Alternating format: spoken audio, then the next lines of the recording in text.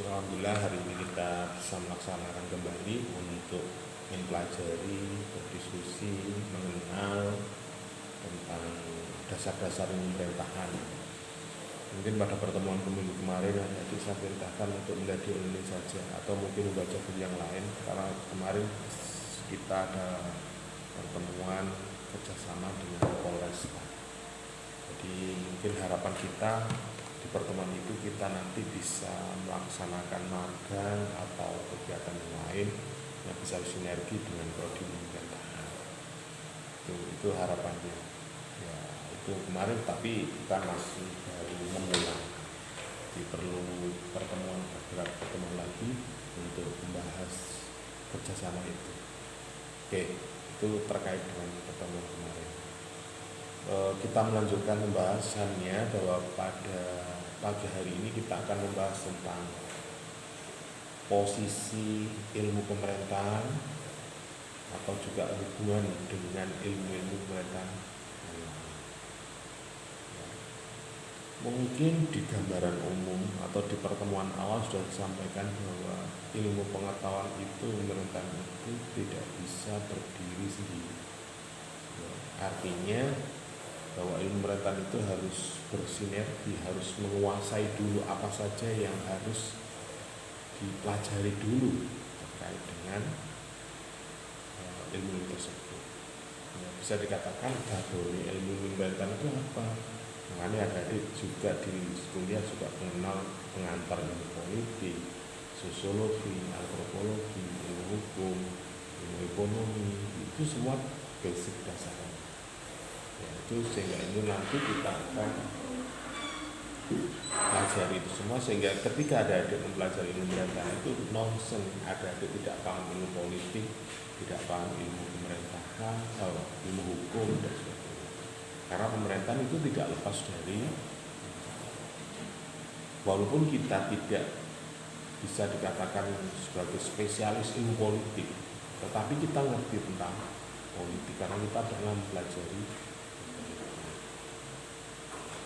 Jadi kalau ada ilmu kenegaraan, ilmu hukum tata negara, nah itu kan udah. Nah, kemarin di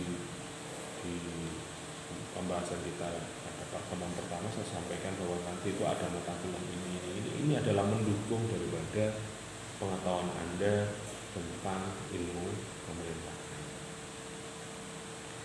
Sehingga di mana posisi ilmu pemerintahan itu?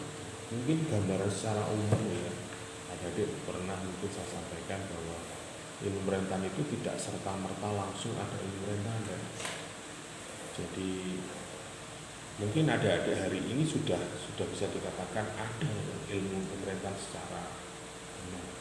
Tetapi ketika zaman saya mungkin pembahasannya tidak seperti hari ini, mungkin lebih condong ke ilmu politik atau condong ke ilmu negara. Makanya apa sih bedanya ilmu politik dan ilmu pemerintahan? Apa sih bedanya ilmu administrasi negara dengan ilmu pemerintahan? Apa sih bedanya ilmu perkantoran misalnya? Nah, ini makanya kita hari ini bisa punya nomenklatur sendiri. Makanya gelarnya sarjana ilmu pemerintahan politik itu macam-macam.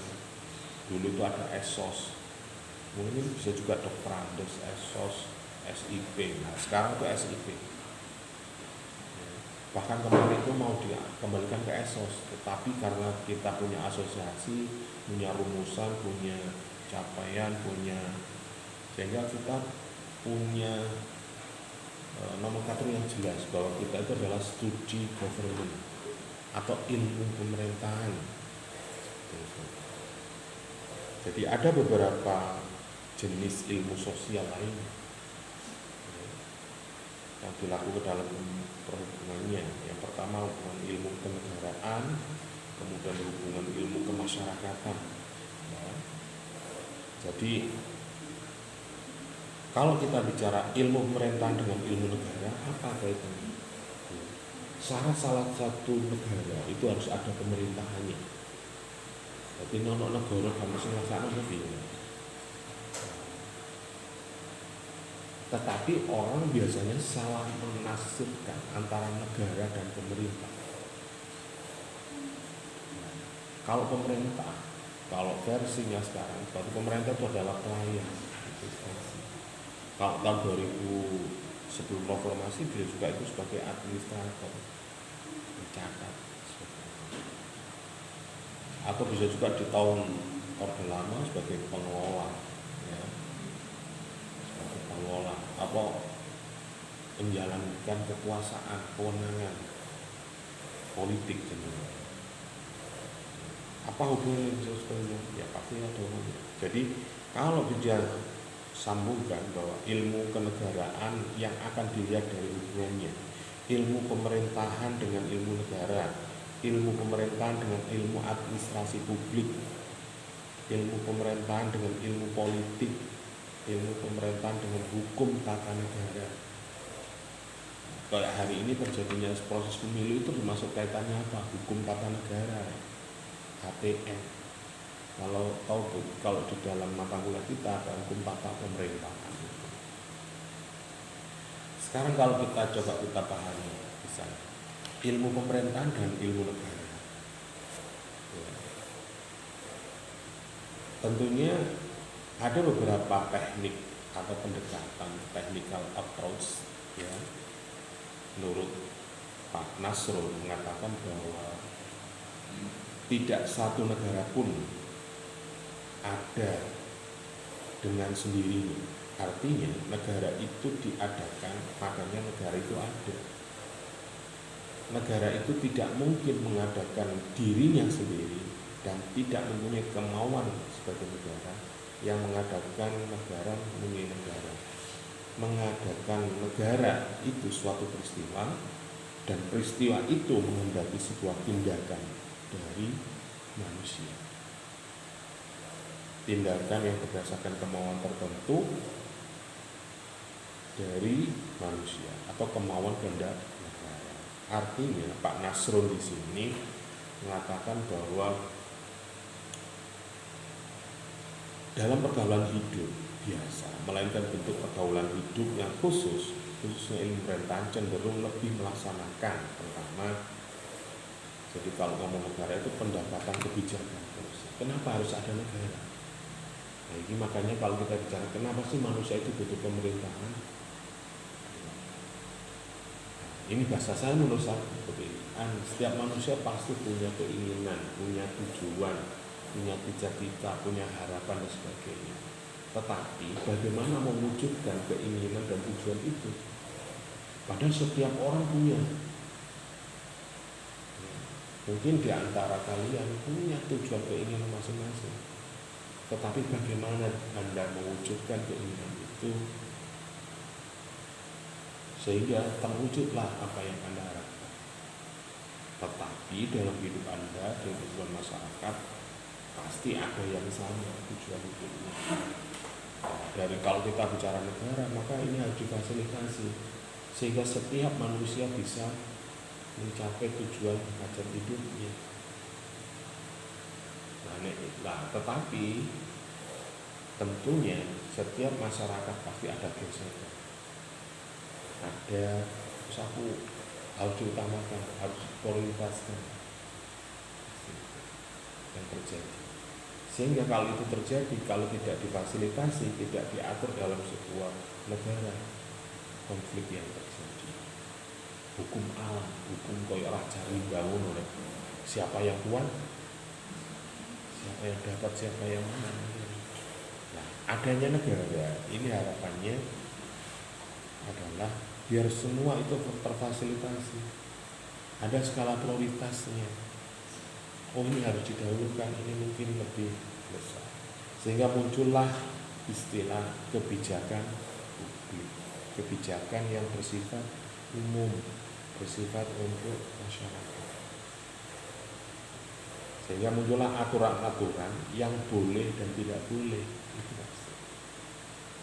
Ini hubungan dengan. Nah itu misalnya nek dijarno ngono rek ya sing kuat tambah kuat. Tetapi kalau ada kebijakan lihat dulu kepentingannya lebih besar yang mana. itu baru didahulukan. Apa skala prioritas, siapa yang harus dibiayai. Nggak mungkin ini dibiayai sendiri, pasti harus gotong royong, harus ada sebagainya. Nah, pendekatan kebijaksanaan ini harus wisdom, artinya harus bijak, harus bisa diterima. Ya. Artinya walaupun itu ya bisa dirubah, atau bisa juga pendekatan empirik. Ya. Jadi empirik itu maksudnya adalah keadaan nyata di lapangan, faktanya krusial, urgent, penting, mendesak, sehingga itu dibutuhkan sebuah kebijakan suatu negara. Misalnya contoh penetapan awal Ramadan misalnya. Kenapa sih urusan agama pemerintah melok-melok ikut-ikut memutuskan, menetapkan? Itu kan urusan agama, tapi yang dipakai adalah hukum agama. Tetapi karena ini kaitannya dengan hajat hidup masyarakat Indonesia yang ada kelompok NU, ada Muhammadiyah, ada kelompok yang lain, Islam saja terjadi faksi-faksi, terjadi sebuah kelompok-kelompok. Nah itu misalnya di Jarno, iya kalau saya berbeda, kalau tidak. Nah akhirnya pemerintah mengambil jalan tengah, ya tetap tidak mengesampingkan aturan agama, tetapi itu menjadi kebijakan umum pemerintah. Jadi kalau misalnya berdasarkan keyakinan, monggo. Kalau berdasarkan pemerintah, monggo. Bukan berarti pemerintah itu melanggar hukum agama, tetapi mengadopsi dari berbagai banyak kepentingan sehingga terjadi sebuah kemaslahatan. Sehingga pemerintah melihat bahwa menurut agama penetapan bulan suci Ramadan itu harus ada sebuah dua metode, ada hisab, ada ruqyah. Tapi Rasulullah lebih cenderung ke ruqyah. Hisab itu terjadi kalau memang cuaca tidak mendukung,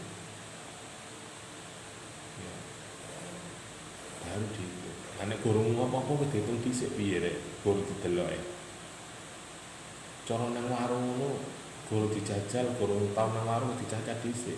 Piye?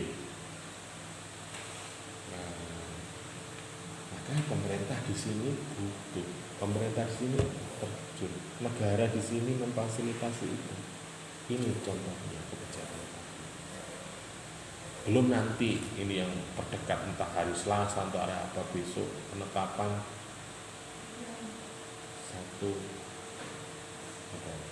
hari Idul Fitri, satu Syawal. Nah, ini pasti ada banyak diskusi, banyak pertentangan juga, banyak perbedaan. Lho ini nek hitungane posone wulan Senin sampe posone wulan Selasa. Mosok ya apa? Nek sampean hate ya mak iya ae ya. Enak iya ya.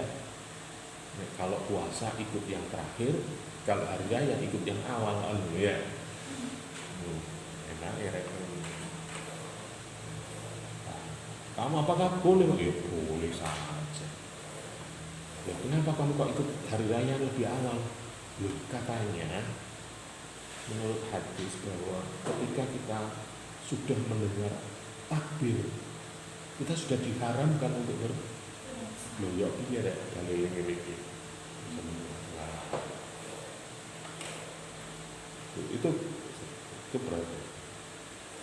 Sementara ilmu negara itu ada kecenderungan untuk melaksanakan pendekatan hukum, pendekatan organisasi, dan pendekatan struktural. Jadi kalau ilmu pemerintahan, perbedaan antara ilmu negara dan pemerintahan itu, kalau ilmu pemerintahan cenderung kepada kebijakan, polisinya. Ya. Tapi kalau ilmu negara itu pendekatan pada keberadaan hukum, kepastian daripada hukum. Nah, pemerintahan prosesnya seperti apa? Yang mana? Kenapa hukum ini harus ada? Ya karena memang kayak ada 2 kelompok, ada 3 kelompok. Ini nek diculno untuk di masyarakat tataran bawah yang mungkin pengetahuannya masih dangkal, ini menjadi persoalan. Nah kalau menjadi persoalan, terjadilah konflik. ketidaknyamanan bagi masyarakat dalam menjalankan ibadah puasa misalkan. Nah, ini ya, jadi perbedaan antara ilmu pemerintahan dan ilmu negara di situ. Jadi kalau ilmu pemerintahan pendekatan kebijakan atau policy, kalau ilmu negara itu pendekatan hukum. Kalau ada pendekatan wisdomnya itu pendekatan organisasi, pendekatan struktural, politik. Ya. Kalau ilmu negara itu pendekatannya organisasi, struktural. Misalnya contoh, Anda menganalisis sebuah ilmu negara atau ilmu, ada sebuah kejadian, misalnya ketidakpastian kelas, misalnya. Anda langsung melihat siapa ini ketua kelasnya. Nah, itu berarti pendekatan struktur. Siapa, jam kerjanya siapa, kaprodinya siapa sih kok jadwalnya maling ini. Itu namanya analisis pendekatan struktur organisasi. Tapi kalau pemerintah mendekatkan bukan tidak melihat petugasnya siapa saja. Sebentar. Kemarin ketua kelasnya sudah menghubungi Pak belum? Sudah Pak. Nah terus, kenapa sekarang? Yang ini karena cuaca hujan Pak. Loh, ini kebijaksanaan. Ini pemerintah. Nek pemerintah ngomong. Nek politik negara ngomong langsung justice. Ya apa sih ketua kelas hubungi Pak enggak? Pak Prodi ini. Nah. Jadi kalau misalnya ada masalah langsung di siapa yang menjadi punya kewenangan, siapa yang punya kekuasaan di sini. Nah kalau di institusi militer tidak ada prajurit yang salah, yang ada adalah komandan perintah yang salah, yang memberi perintah. Jadi ketika ada prajurit yang melakukan tindakan tidak semestinya, itu yang salah bukan prajuritnya, tapi komandannya. Makanya kemarin ketika lihat kasusnya Sambo misalnya, saya nggak berani Pak Moni, pangkat saya kopral situ jenderal, saya suruh ya berani, kalau nggak berani ya komando ya. Itu kalau militer. Tapi kalau masyarakat umum sipil bisa nggak seperti itu? Ya nggak bisa. Justru seharusnya sebaliknya, masyarakat kecil itu, masyarakat sipil itu menjadi pemilik, menjadi owner, menjadi sebuah raja. Pemerintah itu adalah petugasnya. Saya kalau macet ini, ya apa tuh jalannya pemerintah? Ya apa, bagaimana aturannya, bagaimana tunjangannya? Jadi kalau Anda melihat ilmu pemerintahan dan ilmu negara, ketika ada mungkin ada jurusan administrasi negara, ya, via atau hukum tata negara, ada jurusan hukum tata negara, itu bedanya di sini kajiannya. Jadi kalau ada di ilmu pemerintahan kajiannya itu contoh kebijakan, kebijaksanaan, dan fakta di lapangan seperti apa. Ini ketika adik-adik nanti sudah paham, mengetahui pemerintahan, pasti akan merasuk kepada perilaku Anda ketika hidup di masyarakat. Melihat persoalan apapun itu tidak seperti orang-orang politik, tidak sama dengan orang politik ya memang langsung nyalano. Sopo bisa kuasa, sopo bisa, nah itu. Nek wong pemerintahan enggak sebentar. Iki nang piye to ceritane kok ngene. Nah, ya wis enggak apa-apa. Yang penting ini jangan diulangi lagi. Seharusnya ini yang dilakukan.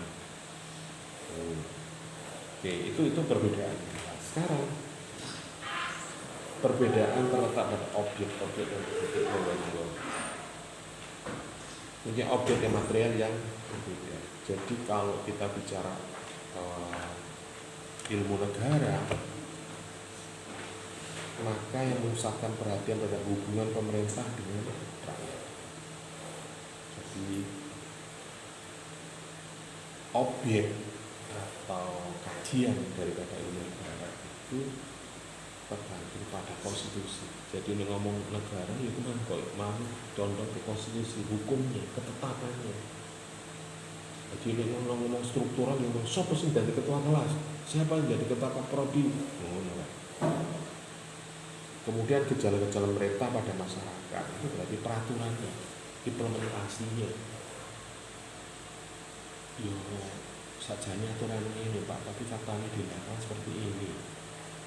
Mereka itu kalau disuruh kuliah untuk daring, ya sebenarnya bisa. Tapi paketannya ada yang penuh, ada yang tidak. Makanya ada yang aktif, ada yang tidak. Kalau di rumahnya ada wifi, mungkin lebih enak kuliah daring Pak. Terus gak keluar dari rumah, cukup di rumah saja. Tapi sih bagi mereka yang tidak punya wifi di rumah, bagaimana? Nah ini ngomong pemerintah itu pasti ada kajian, sehingga muncullah peristiwa-peristiwa, sehingga apa yang terjadi? Mungkin peserta yang ikut kuliah daring itu tidak maksimal. Ada yang kuliah daring itu HP 1, akun 1 dibuat untuk 2 orang. Nah misalnya, ini aku nggak punya mamamu endah, kayak HP, kayak akun sampai naik, seperti kita bisa mengikuti kuliah bareng-bareng. Nah itu kan berarti gejala-gejala pemerintah. Nah itu bisa dikatakan sebagai evaluasi ke depan seperti apa. Apakah efektif kuliah seperti itu? Nah itu contoh-contoh ya. Ini bukan berarti kita mungkin tidak, tetapi ini sebagai contoh.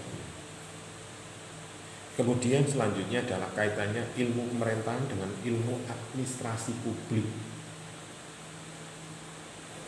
Jadi adik-adik sama halnya seperti ilmu pemerintahan dengan ilmu manajemen. Ya. Nek publik kan umum ya.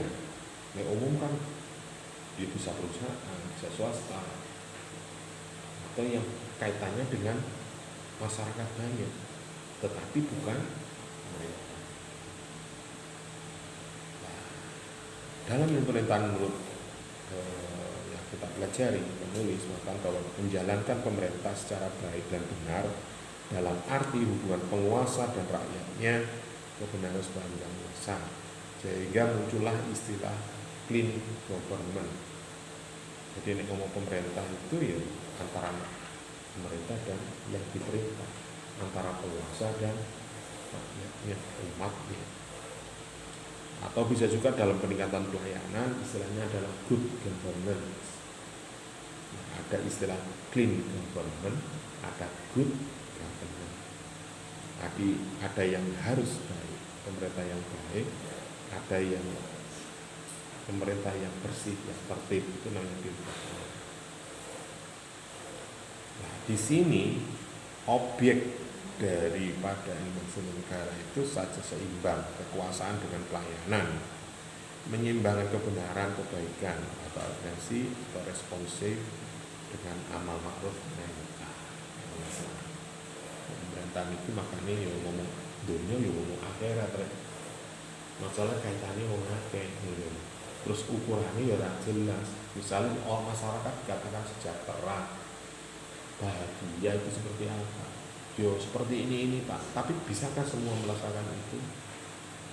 Misalnya dengan adanya bantuan makan siang gratis untuk lansia, bisa. Ini yang sudah berjalan yang saya tahu. Benarkah kebijakan ini ketika ini dijalankan bisa meningkatkan kesejahteraan, bisa meringankan beban keluarga misalnya dengan adanya makan siang gratis untuk lansia. Hari ini kan untuk lansia yang ada, yang saya tahu. Entah nanti Pak Prabowo seperti apa. Apakah nanti kita kuliah juga dapat makan gratis? Oh seumur kuliah makan gratis seneng. Hubungan antara ilmu pemerintahan dan ilmu administrasi publik ini sangat erat. Artinya ada objek formalnya yang menjadi sudut pandang atau istilahnya focus of interest. Yang membedakan dua disiplin ini adalah ilmu pemerintahan itu sudut pandangnya gejala-gejala peristiwa pemerintahan, sedangkan ilmu administrasi publik sudut pandangnya adalah sistem pelayanan penyelenggaraan administrasi organisasi publik itu sendiri. Jadi kalau dilihat dari sini bahwa ilmu pemerintahan itu gejala-gejala dan peristiwa-peristiwa pemerintahan. Tapi kalau publik itu bagaimana menjalankan. Jadi bedanya ilmu manajemen dan ilmu pemerintahan itu apa misalnya? Koyo-koyo dulu kalau diistilahkan. Ya. Jadi kalau ada di jurusan ilmu manajemen dan pemerintahan koyo mirip Pak. Tapi kalau pemerintahan kan ada regulasi, ada kekuasaan, ada dan sebagainya. Jadi ada jalan-jalan pemerintahannya. Nek pemerintahan kan bisa terkait dengan organisasi itu sendiri, atau masyarakat sendiri, atau perusahaan itu sendiri.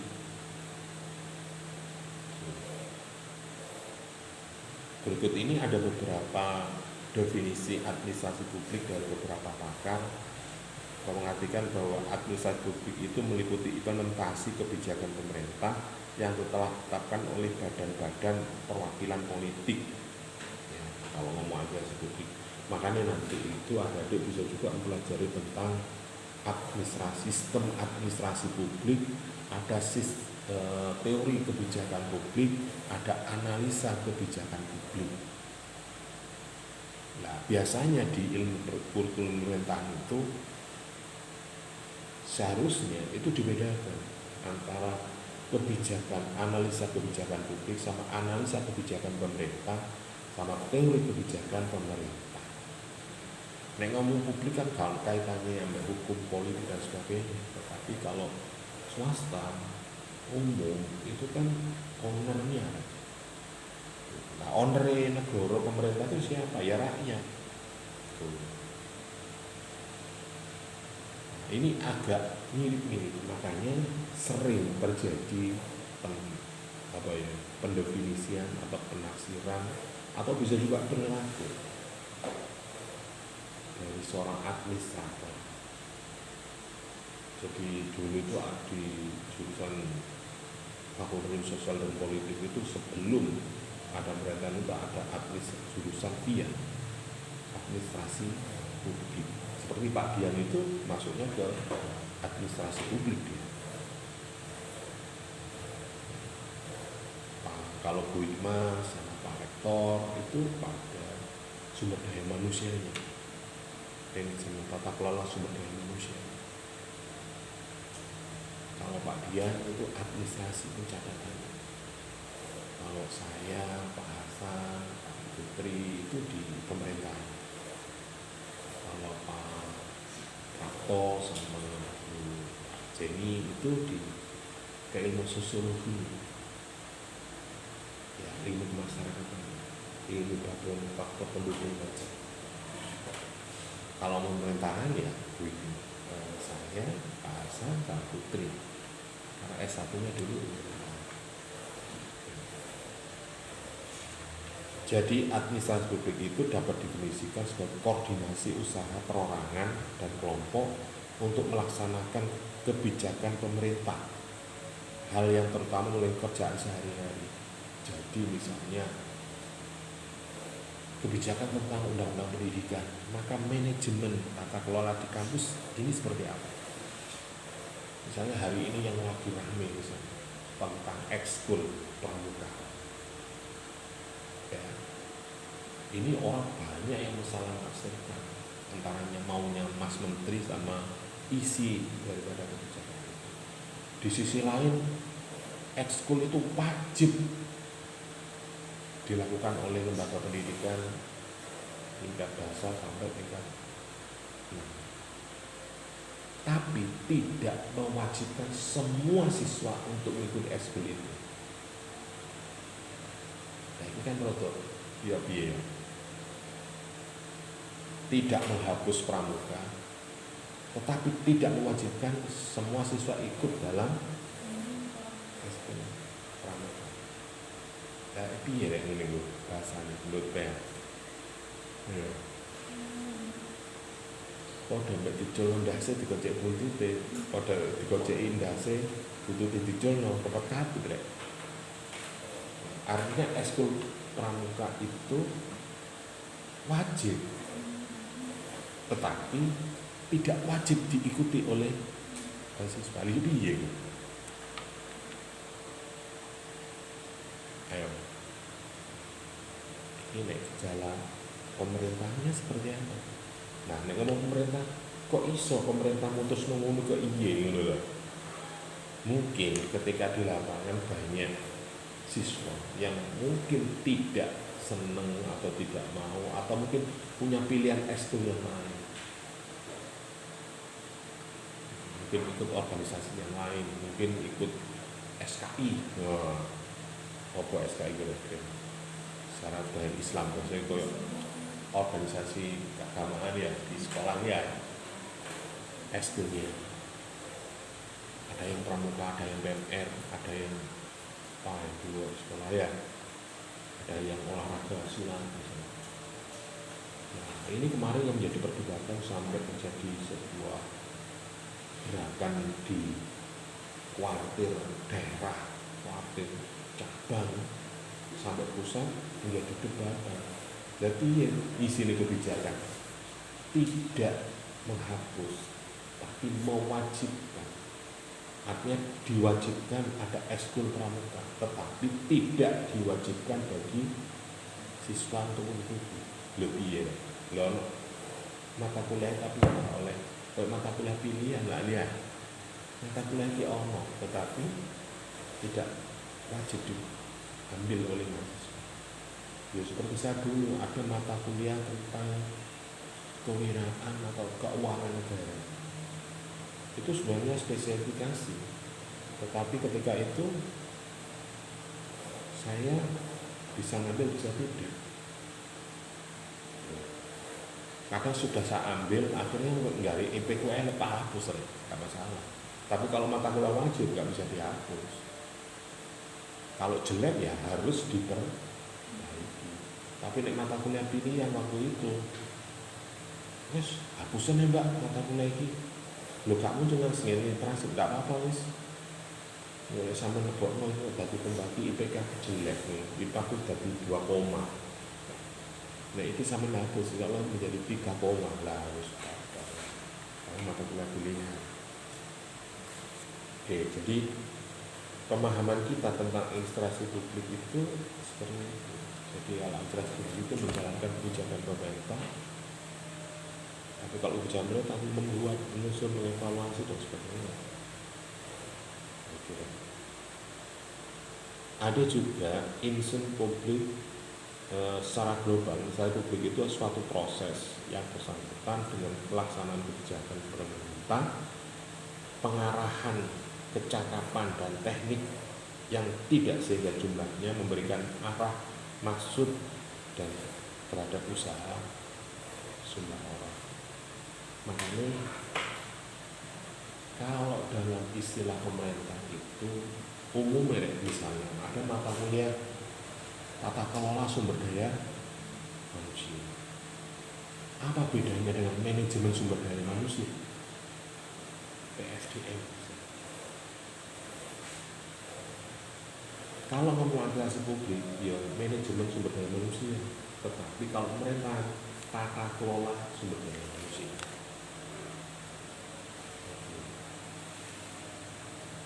Makanya kita sering terjebak istilah-istilah. Oh ini istilahnya pemerintah, ini istilahnya administrasi publik. Ini sering terjadi di kajian. Makanya ketika bahas tentang spesifikasi ilmu pemerintahan itu. Tapi kalau istilah manajemen itu umum, kalau pemerintahan itu tata kelola. Tata kelola manajemen lopo itu. Nah itu mungkin juga di dalamnya berbeda. Kalau manajemen itu juga membahas tentang tata kelola kebijakan pemerintah untuk dijalankan dalam sebuah kelompok atau. Nah, kalau misalnya tadi saya contohkan undang-undang pendidikan itu diterapkan di lembaga pendidikan itu, misalnya di UNIM seperti apa, tidak menutup kemungkinan di UNIMAS berbeda ya. Padahal kebijakannya undang-undangnya sama. Atau bisa juga kurikulum ilmu pemerintahan yang ada di UNIM sama di Universitas Darul Ulum bisa juga berbeda. Kecuali kalau sama-sama ikut asosiasi itu bisa sama. Tetapi kalau dia tidak ikut asosiasi ya bisa juga berbeda. lho kok ono mata kuliah kok ono nek kene kok gak ono ngono akhirnya. Mungkin adik-adik nanti kalau memang masih ada program itu, adik-adik bisa ikut kuliah pertukaran mahasiswa seperti kakak senior Anda kemarin ikut kuliah di Universitas Muhammadiyah Malang 1 semester ya. So, bisa membandingkan, oh di sana Pak kuliahnya ada Pak seperti ini, tapi metode belajarnya seperti ini. Ya karena situ sama dengan kita, ya nggak jauh beda ya. Coba misalnya ambek UNER, ambek UB ngono ya. Lho kok sih UB ngono. Mungkin bisa juga berbeda. Itu perbedaan antara si publik dengan ilmu. Banyak lagi terkait dengan itu. Jadi administrasi publik itu suatu kerjasama kelompok dalam lingkungan pemerintah. Jadi para pegawai, para staf, para kasih kan bekerja di bidangnya masing-masing. Misalnya staf bidang staf bidang kesehatan, staf bidang itu, ya urusannya bisa sana tok ya, tapi pemerintah. Tapi dalam urusan pemerintah. Kalau pemerintah itu kan ya jurusi ya akeh, kesehatan ya pendidikan ya. Administrasi publik juga meliputi ketiga cabang ilmu pemerintahan, ada eksekutif, legislatif, yudikatif, secara hubungan antara mereka. Jadi administrasi publik itu atau administrasi negara itu lebih gimana? Dan kalau dilihat dari sini maka ada istilah teras politik kan masuk akal.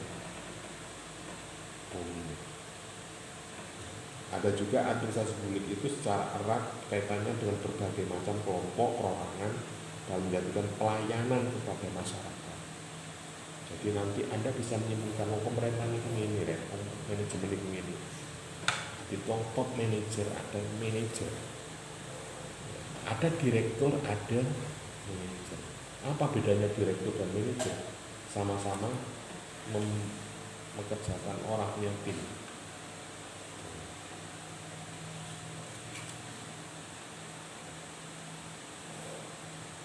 Kemudian ada juga pengertian tentang administrasi publik itu daripada negara sebagai organisasi mengejar unsur-unsur bersifat kenegaraan. Ini kalau kaitkan negara yang organisasi.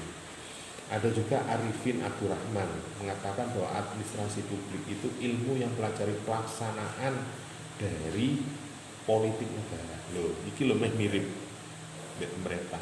Pemerintah kan eksekutif menjalankan kebijakan politik. Tapi ada yang menghasilkan seperti ini, ya salah satunya Pak Arifin Abdurrahman ini, bahwa administrasi publik itu ilmu yang pelajari pelaksanaan dari politik negara. Kalau Edward Gatsby mengatakan bahwa administrasi publik itu studi mengenai bagaimana bermacam-macam badan pemerintah diorganisir, dilengkapi dengan tenaga-tenaga, dibiayai, digerakkan, dan dipimpin. Berarti kalau pemerintah itu punya manajemen dan pemerintah itu manajemen itu bagaimana terlaksananya tugas dari jalan-jalan pemerintah itu. Misalnya di bidang tadi, kembali lagi ke bidang kesehatan misalnya, ada petugasnya, ada dokternya, ada rumah sakitnya, ada sarananya, ada anggarannya, semua ada. Tinggal bagaimana ini terlaksana distribusi di dalam masyarakat. Kayak manajemen kan istilah POA, apa sih? Perencanaan organisasi, apa ya? Apakah pemerintah seperti itu? Ya, pemerintah itu pakai perencanaan.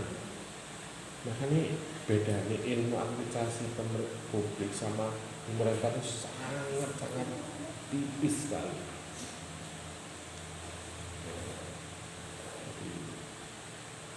Padahal kalau dilihat manajemen itu di bawah pemerintahan, kalau bisa saya katakan, dia menjalankan kegiatan pemerintah di bidang gejala-gejala pemerintah. Ya mungkin salah satu bidang pendidikan, kesehatan dan sebagainya. Ini agak rada jelimet oleh dia. Jadi mohon dibaca berulang-ulang. Kalau Anda punya bukunya, Anda bisa baca berulang-ulang ya, sehingga bisa tahu benang merahnya ya. Benang merah dari apa sih perbedaan ilmu pemerintahan dengan ilmu aplikasi negara, apa sih perbedaan ilmu pemerintah dengan ilmu politik, sehingga ketika ini Anda ada bisa pahami, maka dengan mudah karakter wong politik seperti itu. Nek wong politik delok coba waktu pemilu kemarin atau hari inilah Anda lihat di sidang MK. Wong politik kan mikirnya aneh-aneh itu sempat segala macam cara. Nek pemerintah enggak. Bagaimana sih prosesnya? Mulai dari aturan PKPU-nya, bagaimana SOP-nya, bagaimana instruksinya seperti apa, perjalanan sampai pelaksanaan haji menjadi sebuah data. Tapi nek wong politik, iya kena temena si rekap itu bener gak di heka ngono. Apakah itu kok dukungannya ada karena ada bansos. Nah, akhirnya saat ini kan sidangnya bulat itu nih ngomong politik usuk. Nah, jadi kalau politik yo iso ana hubungane gara-gara ana bansos ngomong wedi gak nyoblos kan ngono. Engko nek pemerintah ganti, PKH-ne dihapus misalnya ngono. Ya apa ngono logikane? Ya masuk akal, bisa juga. Atau bisa juga ganti menteri, ganti kebijakan. Ya. Iki menteri, menene kebijakan presiden ganti iki. Gak ono maneh bansos BLT beras, gak ono sembako gak ono. Diganti apa? Diganti duit kabeh cash. Ya apa ya? Atau bisa juga meneh diganti makan siang kabeh. Nanti gak ono beasiswa KIP. Misalnya. Sehingga kemenangan pemilu bisa menang. Akhirnya ditawa-tawa ya bulat gak jelas. Tergantung argumentasi. Lah putusannya apa? Ya tergantung dukungan. Oke. Itu ya kalau dibandingkan dengan ini kalau ilmu pemerintah dan ilmu politik ini hubungannya bagaimana?